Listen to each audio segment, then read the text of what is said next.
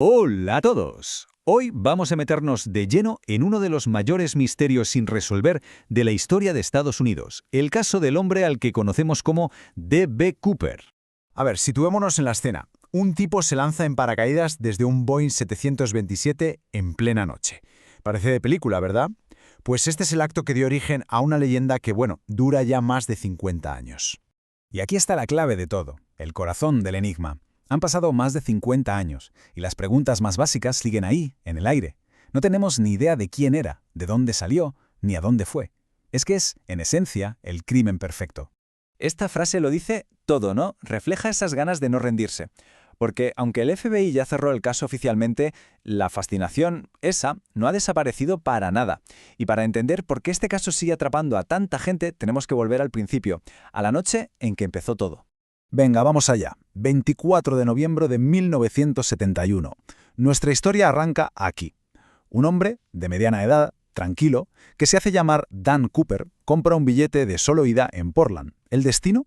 El vuelo 355 de Northwest Airlines. Dirección Seattle. Ya en el aire, la cosa se pone seria. Cooper le pasa una nota a una azafata, Florence Schaffner, y con una calma que te hiela la sangre, le dice que tiene una bomba. Y no solo lo dice, le abre el maletín y le enseña lo que parecen ser 8 cartuchos de dinamita.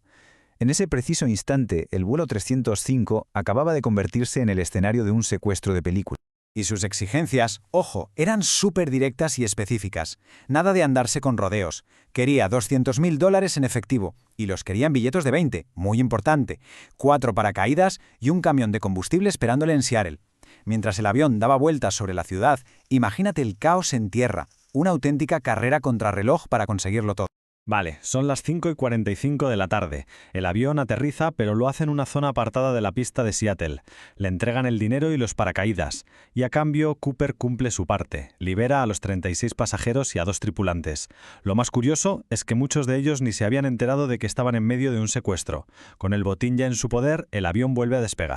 Pero es ahora, en las siguientes instrucciones, donde vemos que este tío no es un cualquiera. Cooper empieza a dar órdenes de vuelo súper precisas. Volar por debajo de los 10.000 pies, con los flaps a 15 grados y el tren de aterrizaje bajado. Y lo más increíble, pide que desplieguen la escalera trasera en pleno vuelo. Vamos, que estaba claro que no era un aficionado. Sabía perfectamente lo que hacía y conocía el Boeing 727 como la palma de su mano. Así que ahí están, con solo 4 tripulantes a bordo y volando hacia Reno.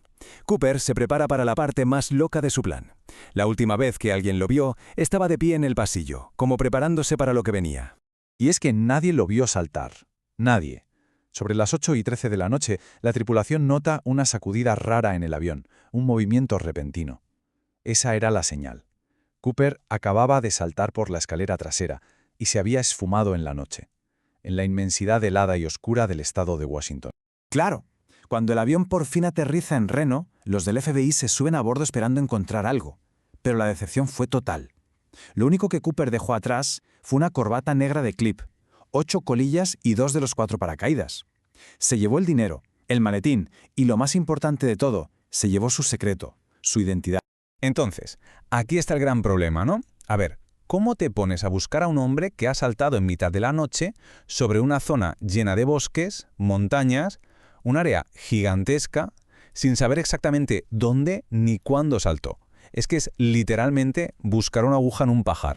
Y durante casi 10 años el caso se quedó frío, congelado. No había pistas, no había sospechosos, nada. Hasta que, de repente, en 1980, aparece la única prueba física que se ha encontrado jamás fuera de ese avión. Fue un niño de 8 años, un chaval llamado Brian Ingram, que encontró 3 fajos de billetes de $20. Estaban medio enterrados en la arena de una playa en un sitio llamado Tina Bar, a la orilla del río Columbia. En total, $5.880. Y sí, los números de serie lo confirmaron. Era parte del dinero del rescate de Cooper. Pero esto, lejos de resolver el misterio, lo complicó todo todavía más. La gran pregunta era, ¿cómo demonios llegó ese dinero hasta allí? Hay 2 teorías principales. Una, que el dinero cayó al río durante el salto y la corriente, con los años, lo fue arrastrando. Y la otra, que es mucho más interesante, es que alguien, quizás el propio Cooper, lo enterró allí a propósito. Y aquí viene un detallito que lo cambia todo. Las gomas elásticas que sujetaban los fajos estaban casi perfectas. Los experimentos que se hicieron después demostraron que esas gomas no habrían aguantado ni de broma más de un año a la intemperie. Y esta es una pista crucial, porque sugiere que el dinero fue enterrado poco después del secuestro, y no que estuvo 9 años dando vueltas por el río. Entonces, si el dinero fue enterrado, la pregunta es obvia. ¿Quién lo enterró? Y esto nos lleva de vuelta al meollo de la cuestión. ¿Quién era D.B. Cooper? A lo largo de los años, se ha investigado a miles de personas. Vamos a echarle un vistazo a los sospechosos más interesantes. El primero de la lista, Robert Rackstrom. A primera vista, parece el candidato perfecto. Veterano condecorado, paracaidista, experto en explosivos, lo tenía todo. Incluso un posible motivo, porque le habían echado del ejército. Pero hay detalles que no cuadran. Con solo 28 años era bastante más joven de lo que decían los testigos, y sus ojos eran claros, no oscuros como los de Cooper. Luego tenemos a Kenneth Christiansen. Este era un ex paracaidista que para más INRI trabajaba para la misma aerolínea. Tenía 45 años, era zurdo, cosas que encajaban. Y encima, en su lecho de muerte, le soltó a su hermano una frase de película. Hay algo que deberías saber, pero no te lo puedo decir. El problema es que su físico no coincidía del todo con el de Cooper, y el dinero extra que tenía se pudo demostrar que venía de una venta. Richard McCoy. Este caso es alucinante, porque solo unos meses después del salto de Cooper, va y secuestra otro 727 de una forma casi idéntica. Era veterano de Vietnam, paracaidista, encajaba. Entonces, ¿era él? Pues todo apunta a que no. Solo tenía 29 años y lo más importante, la tripulación del vuelo de Cooper dijo que no era el mismo hombre. Lo más seguro es que fuera un imitador que se inspiró en la leyenda. Pero quizá la pista más potente, la más dramática, vino de un tal Dwayne Weber. En su lecho de muerte, coge y le dice a su mujer, «Soy Dan Cooper». Imagínate la escena. De repente, un montón de recuerdos raros empezaron a encajar para su viuda. Una lesión de rodilla que él decía que se hizo saltando de un avión, un viaje que hicieron justo a la zona del río Columbia. Físicamente daba el pego, pero la ciencia al final fue clara. Su ADN no coincidía con el que encontraron en la corbata. Y así llegamos a hoy.